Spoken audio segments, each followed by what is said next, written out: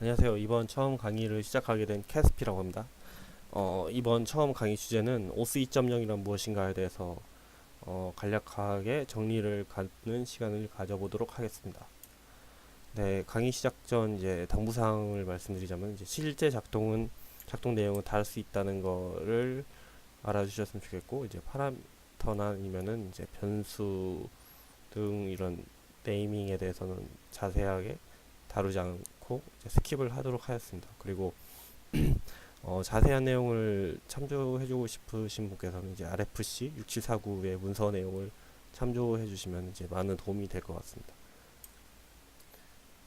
네, 저희 오스 2.0 사용 예시를 하나 들자면 이제 내가 어떤 쇼핑몰에 접속했을 때 이제 로그인 버튼을 클릭했을 때 이제 뜨는 창이 있을 거예요. 이 버튼을 클릭했을 때 나오는 창을 보면은 이제 저희가 잘 알고 있는 SNS라던가 아니면 포털 사이트라던가 이런 것을 IT 회사에서 제공해주는 기능을 이제 사용할 수 있는데 얘에 대한 회원 아이디를 통해서 페이스북이나 네이버 등을 사용해서 로그인하는 기능을 이제 대표적인 사용 예시라고 들 수 있습니다.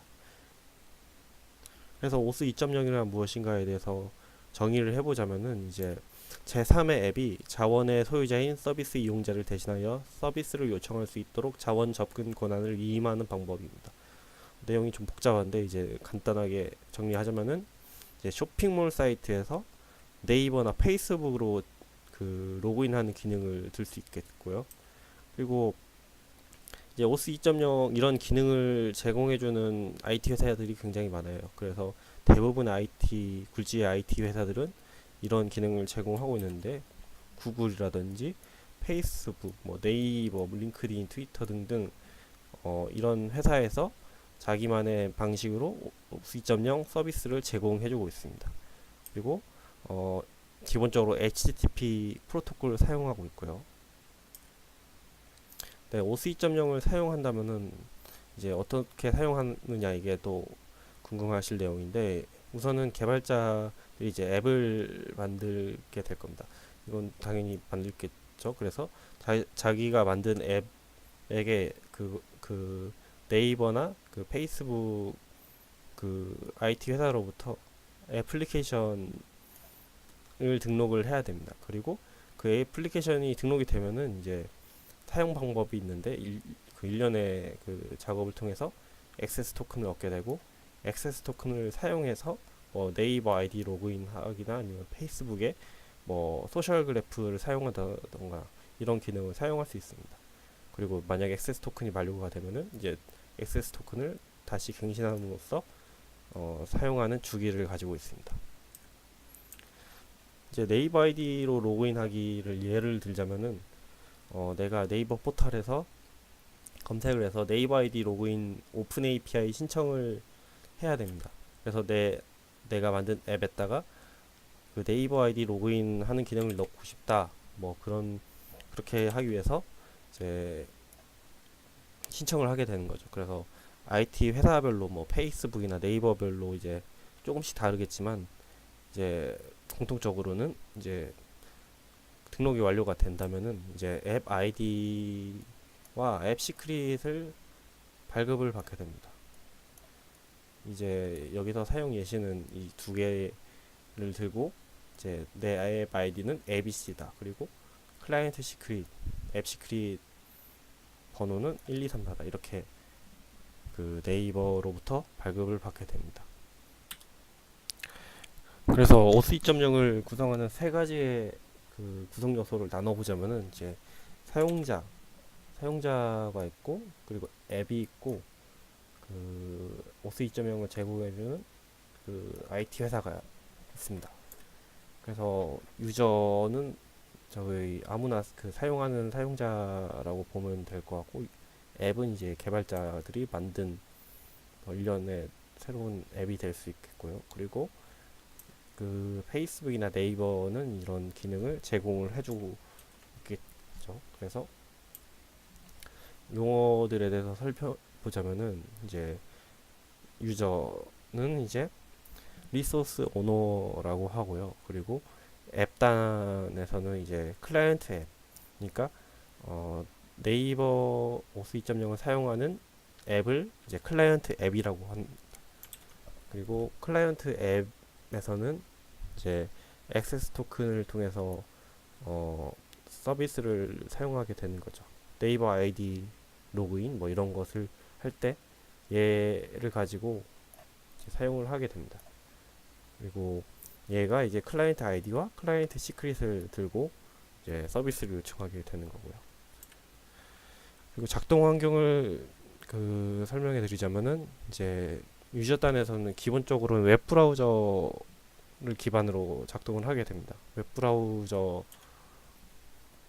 보니까 이제 인터넷 익스플로러, 크롬, 뭐 사파리 같은 환경에서 작동하게 되고요. 뭐 이타 뭐 모바일 환경이나 아니면 네이티브 앱에서도 이제 작동을 하게 되는데 기본 작동 플랫폼은 웹 브라우저라고 보시면 될 것 같습니다.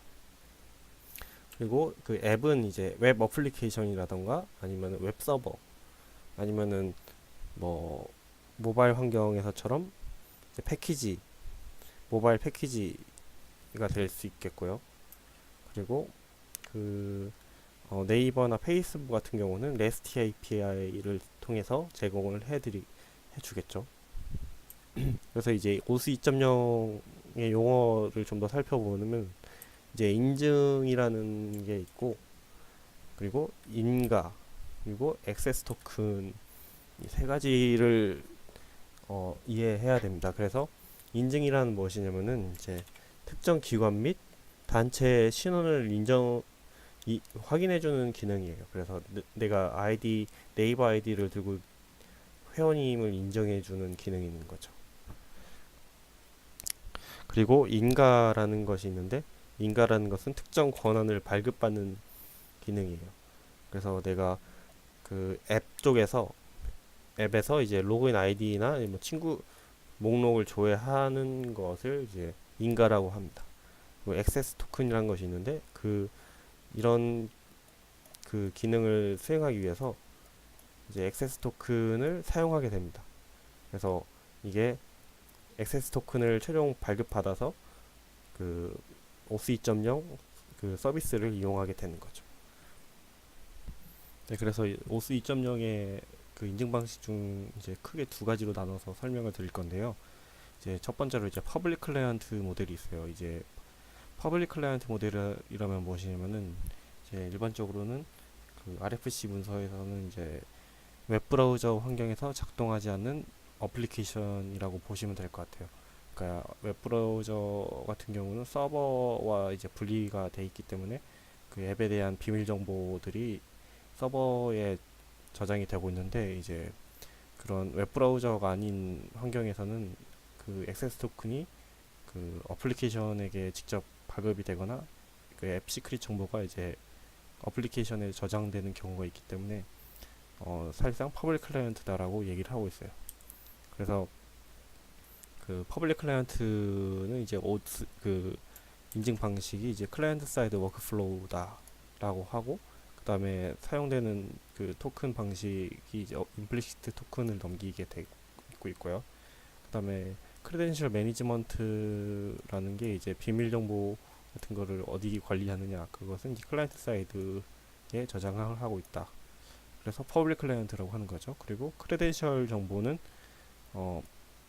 앱 시크릿이나 앱 그런 정보들인데 이런 것들이 이제 필수가 아니에요. 그래서 퍼블릭 클라이언트 오스 2.0 클라이언트를 등록을 할 때 앱 시크릿이 반드시 필요하지 않다. 이렇게 알아두시면 될 것 같고요. 예, 대표적인 사용 케이스는 이제 스탠더얼론 앱 어플리케이션이죠. 아니면은 스탠더얼론 웹 어플리케이션이 뭐냐면 예를 들어서 뭐 자바스크립트 기반 웹 앱으로 작동하는 어플리케이션이다 이런 거. 아니면 네이티브 앱 뭐 모바일에서 작동하는 앱이다. 뭐 이런 정도로 이해를 해주시면 될 것 같습니다. 네, 그러면 이제 퍼블릭 클라이언트 모델에 대해서 좀 더 자세하게 다뤄보도록 하겠습니다. 네, 퍼블릭 클라이언트는 이제 크게 두 가지 패킷이 사용되는데 HTTP 패킷에서 이제 리스폰스 타입의 토큰이라는 형태로 넘겨주게 되고요. 그리고 내가 네이버로부터 받은 앱 아이디, 클라이언트 아이디를 여기다 넣어서 요청을 하면은 됩니다. 그러면은 이제 요청을 해서 이제 요청을 한다는 게 이제 이것을 사용자로부터 입력을 받았다는 건데, 사용자로부터 입력을 받으면은 액세스 토큰을 이제 네이버로부터 발급을 받게 됩니다. 이 액세스 토큰을 사용해서 네이버 아이디 조회를 할 수 있다는 거죠. 그래서 로그인 버튼을 클릭하게 되면은 이제 각 그 네이버 로그인하기 버튼을 뜨게 되고, 이 네이버 로그인 버튼을 이제 개발자들이 여기 다 코딩해 놓는 거죠. 이 네이버 로그인 버튼을 눌렀을 때 이제 쇼핑 앱에서는 그 앞에서 말씀드린 패킷을 이제 날려주게 됩니다. 그래서 내 아이디는 클라이언트 아이디는 ABCD고 스코프와 이런 것들을 이제 세팅해서 네이버 서버에게 보내주게 됩니다. 그래서 앞에서 그 리스폰스 타입에 이제 토큰 형태로 이제 넘겨주게 되고, 그 클라이언트 아이디를 이제 ABCD, 내가 발급받은 ABCD 여기 이걸 세팅해 가지고 네이버에게 보내주게 됩니다. 그러면은 네이버에서는 이제 네이버 로그인 폼이 전송이 되게 됩니다. 그러면은 이제 사용자는 이거에다가 자신의 아이디 패스워드를 넣어주게 되겠죠. 그래서 이제 사용자는 자기의 아이디와 패스워드를 네이버 서버에게 보내주게 됩니다. 이제 내 앱이 아닌 이제 네이버 서버에게 보내주게 되는 거죠. 그래서 아이디 패스워드를 넣고, 여기서 아이디 패스워드 넣고, 그리고 내 클라이언트 아이디는 ABC다.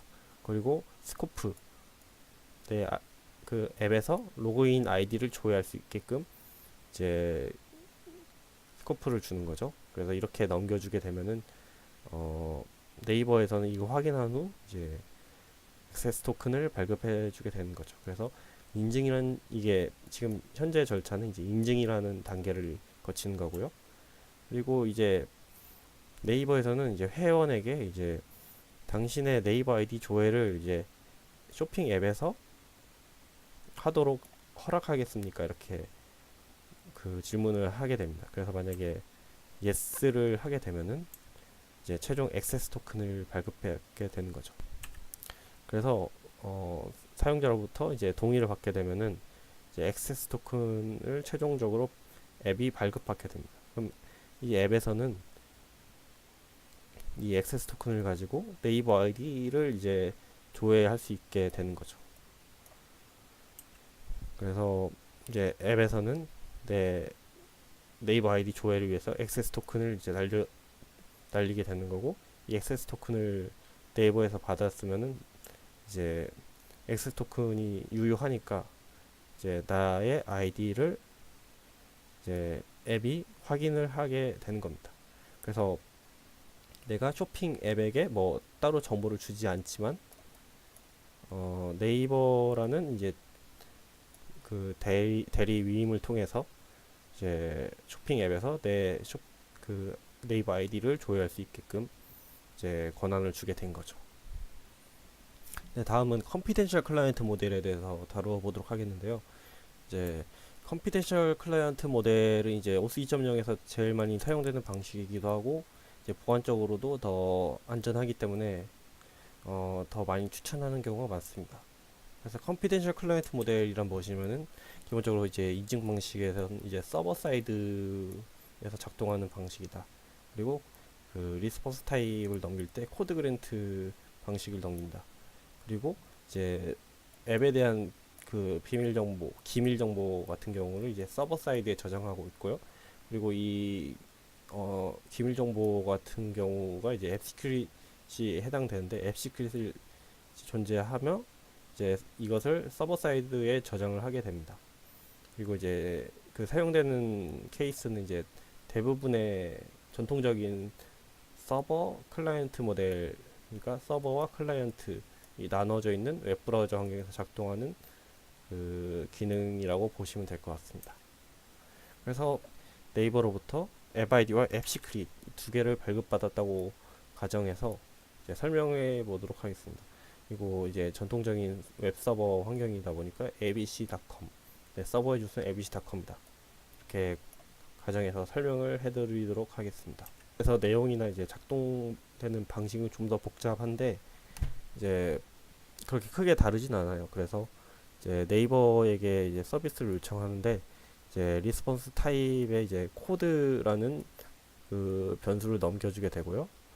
그리고 이제 스코프는 이제 로그인 아이디니까 로그인이다. 그리고 리다이렉트 URI와 클라이언트 아이디 두 가지를 넣습니다. 리다이렉트 URI는 내 abc.com 주소를 하면 되는 거고, 클라이언트 아이디는 그 네이버로부터 발급받은 클라이언트 아이디를 넘겨주면 됩니다. 그래서 리스폰스를 이제 코드 형태로 받게 되는데 이제 네이버로부터 이 응답값을 받게 됩니다. 그럼 이 코드는 이제 서버에서 작동하게 되는 거죠. 서버에서 여기 작동하는 거죠. 서버에서 이제 그 코드 네이버로부터 432라는 코드를 받았고 내 클라이언트 아이디는 뭐 ABC다. 그리고 클라이언트 시크릿은 이제 서버에 저장돼 있으니까 2321이겠죠. 2321. 그리고 그랜트 타입의 뭐 오서라이전 코드 동일한 이렇게 넘겨주게 되는 거죠. 그래서 이제 컴피티셔널 클라이언트 모델에서 사용되는 플로우에 대해서 그 설명을 해드리자면은 이제 우선은 저희가 이제 네이버로부터 ABCD라는 앱 아이디와 앱 시크릿 2321 이걸 발급받았다고 가정했을 때 나의 도메인 웹서버의 주소는 abc.com이다. 그리고 리다이렉트 URI의 주소는 abc.com의 리턴 주소 ret다. 이렇게 가정하고 설명을 해드리겠습니다. 그래서 웹브라우저에서는 우선 그 쇼핑몰 사이트에 접속을 해서 이제 로그인 버튼을 클릭하겠죠. 이제 로그인 버튼을 클릭하게 되면은 이제 웹서버 쪽에서는 로그인 폼을 띄워주는 리스폰스를 해주게 됩니다. 이제 리스폰스를 받은 유저에서는 이제 그 특정 SNS나 아니면 네이버로 로그인하는 버튼을 클릭을 하게 되겠죠. 그러면은 저희가 앞서 만든 그 패킷을 이제 네이버에게 보내주게 되는 거죠. 그래서 저희가 그 앞에서 말씀드린 그 것들에 대해서 설명을 드리자면은 이제 그 리스폰스 타입의 코드 그랜트 방식이고, 그다음에 리다이렉트 URI의 주소를 내가 만든 리다이렉트 URI의 주소로 넘겨줘야 되고요. 그다음에 클라이언트 아이디는 내가 발급받은 ABCD 뭐 이런 식으로 넘겨주게 되겠죠. 그래서 이 패킷을 이제 abc.com 나의 웹 서버에서 이것을 넘겨주게 되는 거죠. 그래서 abcd 그다음에 그 리다이렉트 URI 주소를 여기로 하겠다. 이렇게 지정을 해줘서 리스폰스를 해주게 됩니다. 그리고 이 리다이렉트 URI 주소는 내가 그 다음 코드 값을 받을 그 웹 서버를 처리할 그 URL의 주소라고 생각하시면 될 것 같습니다.